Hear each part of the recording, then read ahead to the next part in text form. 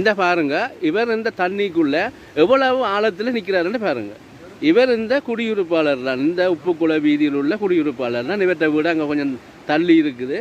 இவர் எப்படி இருக்கிறாருன்னு பாருங்க. இவற்றை எல்லாமே பாருங்க.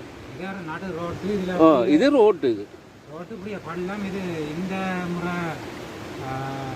அனர்த்தத்தால் வந்ததாண்டா பரவாயில்லை. இது எந்த முறை ஒவ்வொரு வருஷ மழைக்கும் இப்படியே தான் இந்த இடத்துல தண்ணி நிற்கிறது.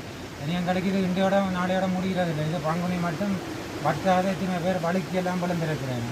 இப்போ இதுக்கு ஒரு முடிவு இல்லாமல் இப்படியே இருக்குது. இது ஒரு நடுவில் ஒரு கொங்குருக்கு பள்ளம் மாதிரி போட்டிருக்கு. ஒரு கவனிப்பு இல்லை. சும்மா வந்து பார்த்துட்டு எல்லோரும் அந்தந்த பாட்டுக்கே போகிறோம். இனிமேல் நாங்கள் பங்குனி மட்டும் இந்த பாதையால் வளர்க்குறதும் போகிறதும் தண்ணி போய் ஒரு தண்ணி ஒரு இடத்துக்கு ஓடுறதுக்கு ஒரு இடமும் இல்லை. அங்கால எல்லாம் ரோட்டுகள் போட்டிருக்கு. அதுவும் தண்ணி முகவிச்சு எல்லாம் சரியான கரைச்சல். இதுக்கு அரசாங்கங்கள்லாம் நாங்கள் எங்களுக்கு நிவாரணம் ஒன்றும் தேவையில்லை. முதலாவது இது சுற்றி வர இருக்கிற ரோட்டில் இருந்தால் வழியாக போட்டு தரணும். இந்த ஆழத்தை பாருங்கள், இதை தாண்டி தான் போகணும் வீட்டுக்கு. அங்கால பக்கம் போனால் உங்களுக்கு இந்தியாவில் போகிறது கூடுதலாக இதுதான் பாதை.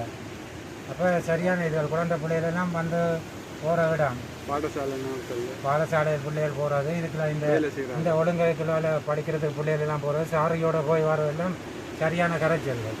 மறக்காமல் இந்த யூடியூப் சேனலை சப்ஸ்கிரைப் பண்ணுங்கள்.